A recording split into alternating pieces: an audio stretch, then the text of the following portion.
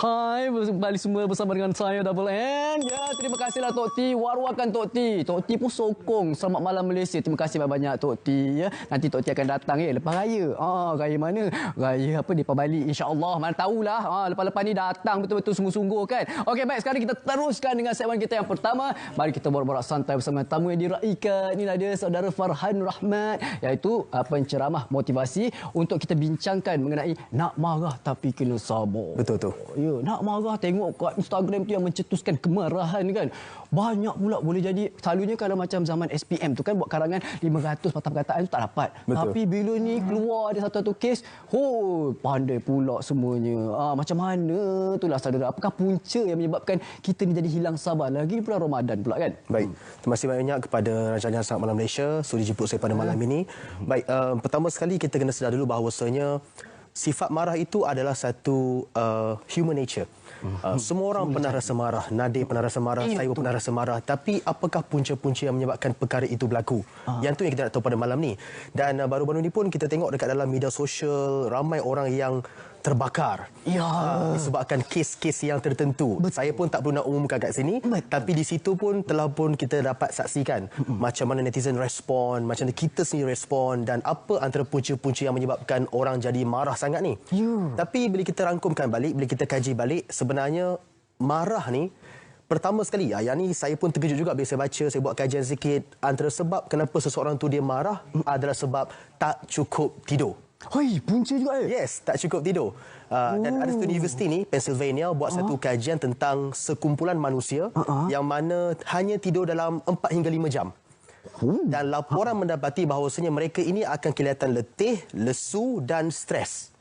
Tapi sekumpulan ini juga diberikan tidur yang 7 hingga 8 jam lepas pada itu. Macam saya lebih berlebihan. Hasilnya memang mereka rasa lebih tenang dan segar. So maknanya kat sini berkemungkinan besar tak cukup tidur antara perkara yang paling utamalah menyebabkan ramai orang dia jadi stres dan juga marah.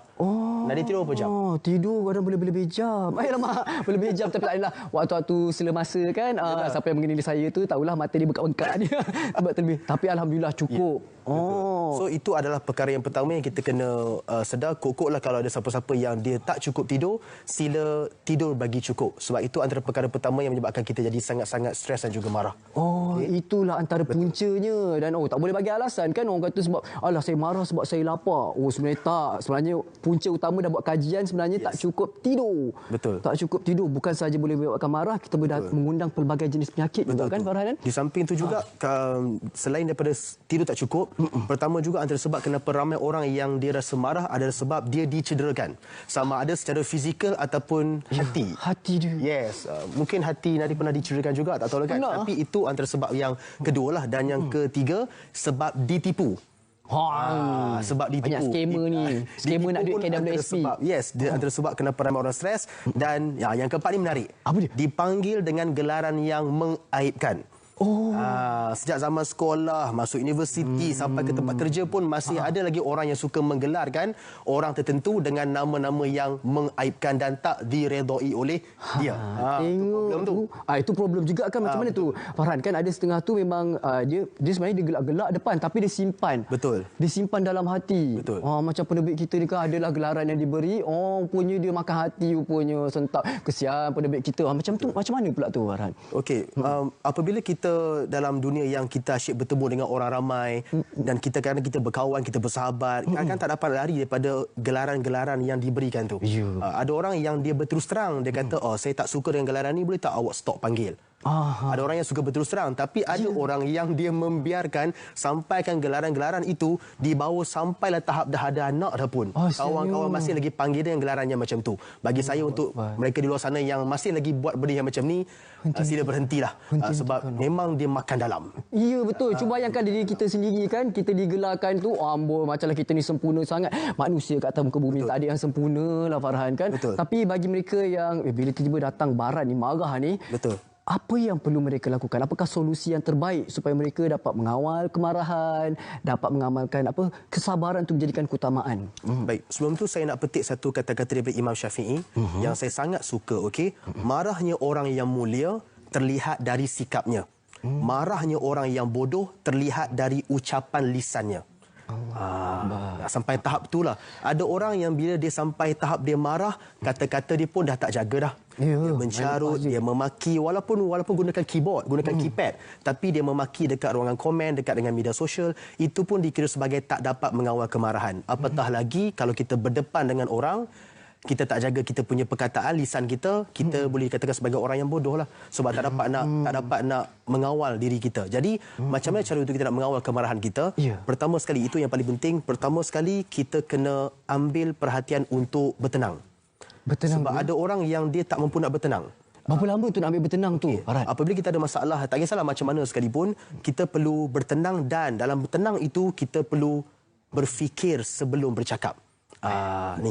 Sebelum kita nak bercakap tu, kita fikir dulu. Sebab kadang-kadang apa yang kita nak utarakan itu akan buat orang jadi tak selesa dengan kita. Jadi sebelum nak marah apa-apa, kita kalau boleh kontrol, kita kena kawal kita punya percakapan, dan kalau boleh elakkan kita gunakan perkataan-perkataan yang boleh melukakan hati orang tu untuk jangka masa yang panjang.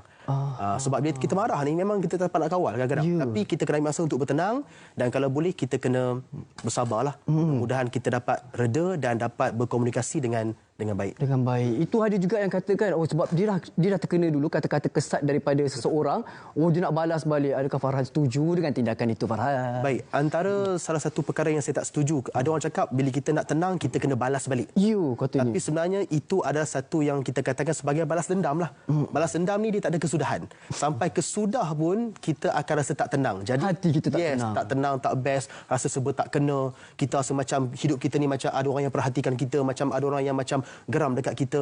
Saya rasa lebih baik kita memaafkan, sebab memaafkan itu perkara yang sangat mulia. Tapi bukan senang kita nak memaafkan seseorang, sebab maaf itu memang satu perkara yang sangat-sangat mahal harganya. Sedap kata-katanya. Jadi jangan mengguris hati orang, ya. Betul. Maaf tu memanglah kadang boleh dilafazkan, tapi kita tak tahu sebenar-benar kemaafan daripada hati itu. Jangan dibuat main-main. Okey, baik, ada di antara kita ni mana media sosial sekarang ni memang jadi keutamaan. Content creator bukan semua, ya, segelintir sahaja yang suka menggunakan kata-kata kesat sebagai daya tarikan. Tidak fahamlah kenapa mereka buat begitu. Boleh ke macam tu? Okey, kalau siapa yang dia tengok dekat TikTok, dekat Instagram, sekarang ni zaman di mana kita sukakan video-video pendek. Kita suka tengok TikTok, tengok Reels dekat IG kan. Jadi saya selalu tengok kadang-kadang adalah beberapa video yang memang jadi viral. Tapi viralnya tu viral yang tak berapa nak baik, sebab kadang-kadang video yang dengan kata-kata kesat, memaki orang dan sebagainya memang akan naik dekat media sosial sebagai video yang trending. FYP, view-nya tinggi, follow masuk berdesuk-desuk. Tapi kesudahannya, adakah yang menonton itu mendapat manfaat? Sebab ada orang yang kata tak apalah kita sokong. Bagi saya, antara selebriti ke siapa-siapa ke yang keluar kata-kata yang macam ni, dia tak berfikir panjang. Sebab video itu akan diulang tayang sampai kan dah beranak pinak pun nanti mungkin orang masih lagi boleh tengok kan. Cucu dia boleh tanya, ni Datuk Wan ke? Kan, macam tu. Jadi bagi saya, untuk sesiapa yang ada media sosial, sila sebelum kita nak rekod, kita nak edit apa semua, kita kena buat suntingan lah sikit. Tapisan, kena filter. Kalau buat story pun pakai filter, takkan buat filter kan? Ya, betul. Jadi kalau boleh kita filter kita punya video, kita punya ucapan-ucapan kita supaya tak menjadi ke arah provokasi, mempersedakan agama lain, mempromosikan perkara-perkara yang tak bagus untuk masyarakat kita, anak-anak bangsa kita. Jadi untuk content creator di luar sana, tak kisahlah dekat YouTube ke, dekat IG ke, dekat TikTok ke, dekat mana-mana sekalipun, sebelum kita nak keluarkan konten kita, fikir dulu. Sebab kadang-kadang konten itulah yang akan menjatuhkan anda. Betul, konten boleh menaikkan kita, tapi ada konten yang boleh menjatuhkan anda dan tak boleh bangun dah sampai bila-bila. Ingat tu, sekali jatuh yang tak boleh bangun sampai bila-bila, mana satu yang kita nak. Ya Allah, minta na'udzubillah min zalik lah, minta dijauhkan. Jadi kena bijaklah kita. Kita jadi pengguna media sosial yang bijak, cerdik. Okey, dan juga untuk kata-kata akhir ni, kalau boleh, ada di antara kita penonton-penonton Selamat Malam Malaysia yang perlukan lagi nasihat. Apakah nasihat ataupun pesanan yang berguna bagi mereka yang sukar untuk mengawal kemarahan? Baik, sempena bulan puasa yang mulia ni, saya pun nak berpesan kepada diri saya dan juga penonton yang menonton rancangan Selamat Malam Malaysia pada malam ini.